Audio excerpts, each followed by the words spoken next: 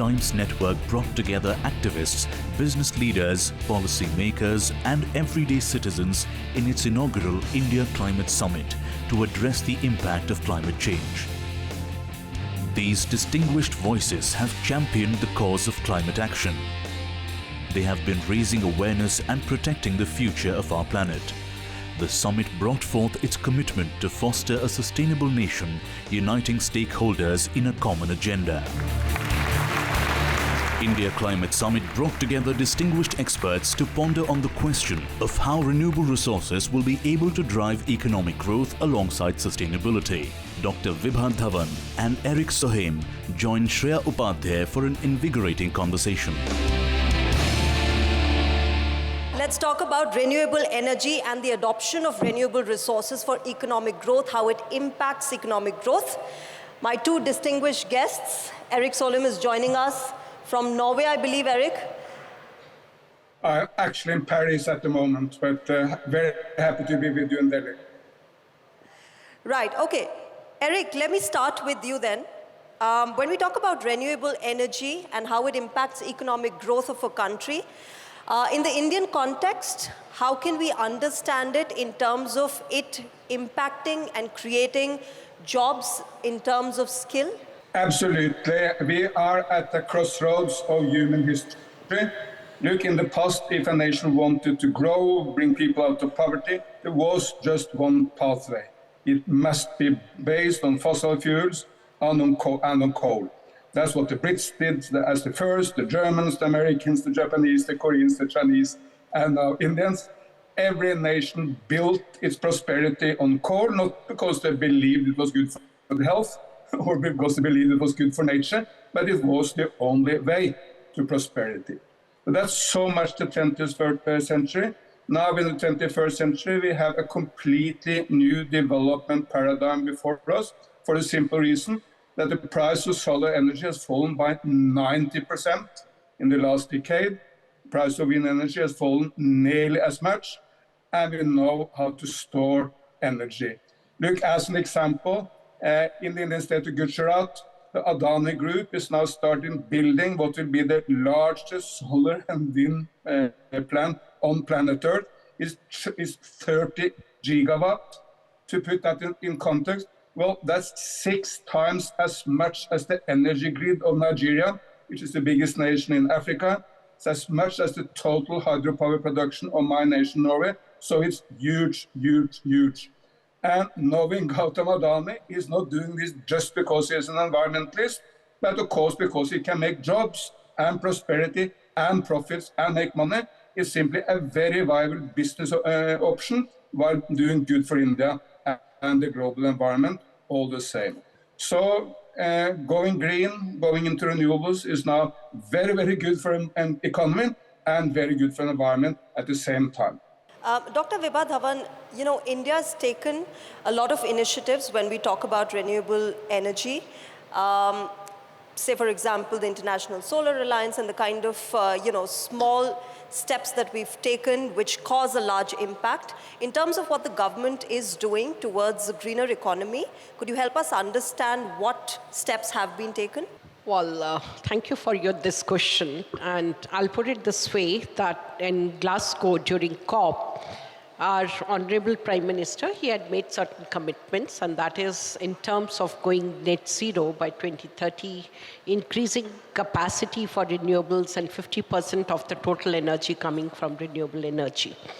Now that commitment could only be made because he had confidence that we can generate that much energy by renewable energy. I'll just come back a bit that why renewable energy is so important for our country.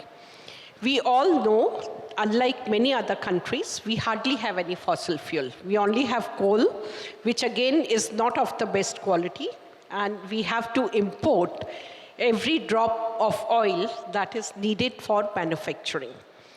Indirectly, that has also impacted our growth because we are not really economically viable in the export market. Our production cost is much higher than many other countries which have inherited fossil fuels. So if we look at renewables, and I come from an institute which was earlier the Energy and Resources Institute, and now it is the Energy and Resources Institute, which was set up in 1974. We have just completed our 50 years of existence, and we were set up by Tatas with their foresight that what is the most limiting factor for India. And that limiting factor identified was energy, and that's why we started working on renewable energy in 1974. Now, what was the main problem at that stage? And we all will realize that India is a price-sensitive market. In a way, polluter doesn't have to pay, and therefore, irrespective of how energy is produced and how it is being used, whether it is going to be polluting or not, we kept on using it. And that is what, when we ask today, what is the main reason for climate change? And I'll say that 90+% of us citizens on this planet will say industrialization. Now, what industrialization essentially means that we have used fossil fuels that has resulted in greenhouse gas emissions, and that have changed the entire planet.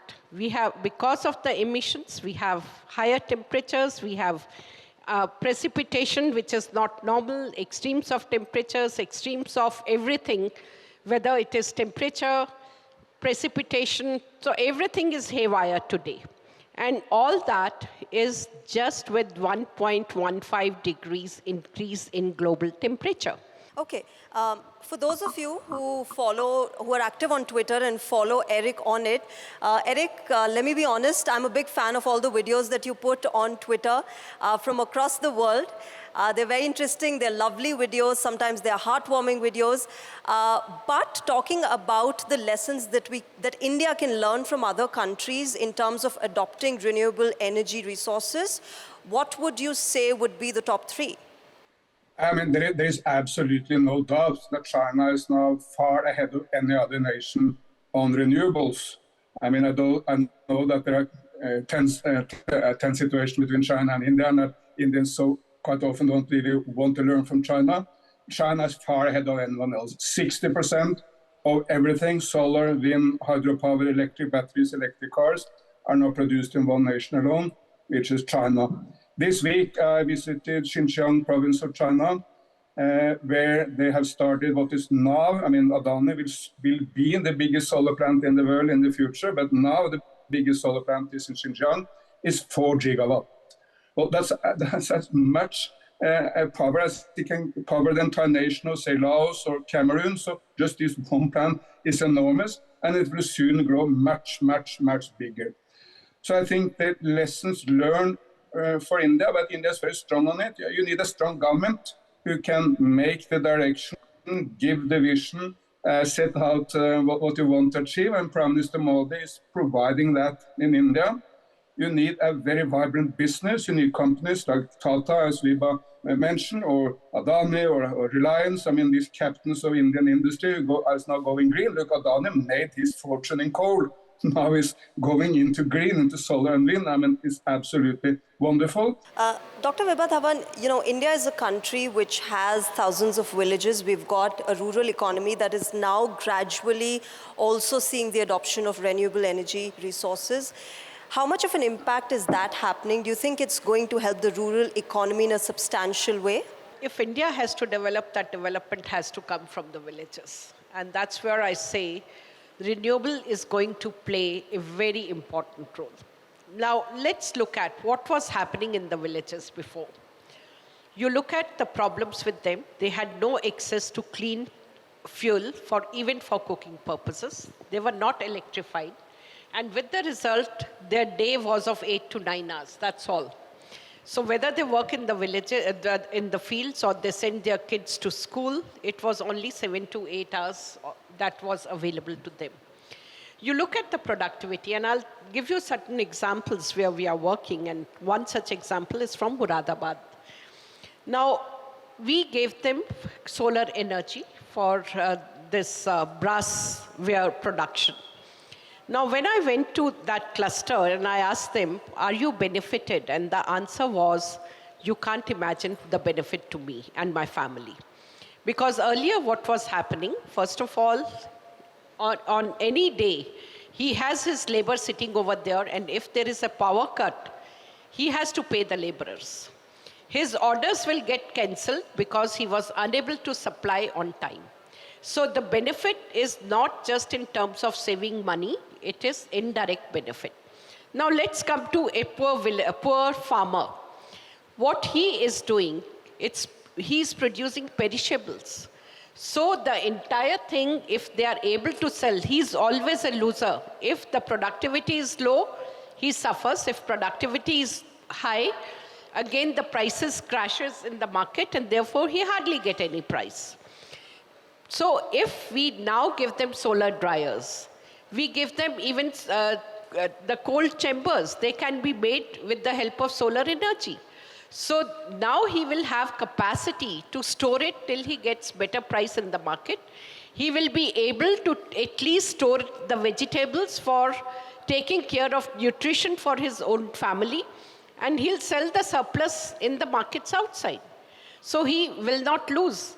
Let's look at biogas, because earlier it is waste, and you talk of methane generation. Methane is far more potent than carbon dioxide and so on. But then if this waste becomes a wealth for him, he can get biogas, which is a clean fuel for him. And what he's otherwise getting is the biogas slurry, which can be used as a manure, which we talk of organic manure or organic food production today. So it becomes win-win. The entire thing, waste is taken care of, his productivity is increasing, he's able to store it and go to the market when he's getting good prices. He's able to process, because with value addition, they can get more money, and their health, because of better nutrition, as well as cleaner fuel, is going to improve. But is the last woman and the last man in the queue being sent out this absolute message that the government is trying to put through its schemes, through its policies? Because a lot of times the government has a great intention of doing the welfare of the farmer or the people or the last man standing in the line. But when it comes to implementation, wahan tak baat hi nahi pahunchti hai. I won't agree with you now, because the world has changed in last few years quite a bit, and especially India, if we look at it. There are a couple of things. One is that why should we expect everything to come from the government? It's also responsibility of the corporates who are working in those areas. Why not Mother Dairy and NDDB, they come forward, and that's what they are doing. And you'll be surprised that even companies, the automobile companies, they have also become very serious in terms of bio-CNG. They want that. And therefore, they are also putting CSR money, how these projects can be implemented at the village level. So it has to be a mass movement. We all need to realize we have only one planet to live in. So if I'll say if the developing countries or rural areas in the developing countries, they keep on polluting, there are no boundaries, the air doesn't have any boundaries. So it's going to have impact on you. So therefore, it's a collective responsibility of each one of us.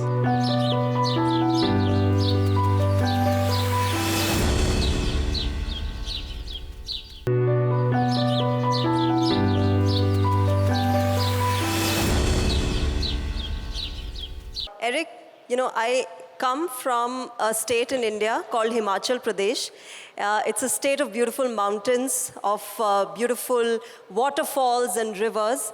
And, Himachalis pride themselves in the fact that they can just walk around the river and they can drink water from it directly. But unfortunately, that has reduced over a period of time. Now we have to think twice when we see that river and we want to drink water from it. We have to think twice because it might be polluted. Across the world, Erik, do you see that happening? Do you see, there is, I feel, a lot of awareness that has come when it comes to renewable energy, but when it comes to implementation, perhaps not that much. I very much believe in what I get from also what Vibha said. We need a people-centered approach to renewables. It cannot be a technology-centered, it must be people-centered. What does that mean? Well, when Prime Minister Modi, after the opening of Ram Mandir, came back and said that Lord Ram is also about energy and launching a scheme of 10 million or 1 crore rooftop solar in India, that's people-centered, because every individual with a small farmhouse or a residential dwelling can then use the digital system and get renewables on his or her roof, taking no risk. The risk is taken by the companies and by the governments and the bank. That's very people-centered. Another example is where to put up solar panels. I mean, if you do it in the deserts of Rajasthan or in the desert of Gujarat or Madhya Pradesh, where there is a large space, or maybe outside the coast of Tamil Nadu, there will be limited the issues with the local people. But if you do it in the Ganga Valley or in Bihar, where there is an enormous population, it must be a people-centered approach. For instance, finding ways of combining agriculture with solar panels. I've seen that now massively in China. People are raising chicken under the solar panels. They're growing tomatoes under the solar panels. They are growing grasslands for sheep herders under the solar panels. So the farmers get double income. They benefit from the solar panels as well as from the agriculture, making the life in the villages richer. Ma'am, India's taken steps towards decarbonizing its industry. Say, for example, the green hydrogen mission. Do you see that creating a long-term impact in terms of our economic growth and, the kind of steps that we want to take in the near future when we talk about renewable energy? We are still developing. Our emissions are yet to be peaked, and still we are saying that by 2070 we'll be net zero. So unlike many other countries, whether we see US or Europe, more or less they have peaked in terms of their emissions. So for them to say there will be reduction is far simpler than for India. Now, while it's a challenge, I'll say it's an opportunity as well. Right now, we always say our per capita consumption of energy is very low. It is largely low, not because of you and me. It is low because people in rural India, they don't have access to energy. It is because many of our fellow citizens cannot afford energy. They cannot afford air conditioning. But the day their income goes up, it will be two-wheeler, four-wheeler, air conditioners at home, and so on. So even in terms of their energy consumption, it is going to go up. So this becomes the challenge. How do we ensure? Now, when I say it's an opportunity for us to show the way to the world, because we don't have to break and build infrastructure. We will be building new infrastructure, learning from others' mistakes. But Erik, last word to you.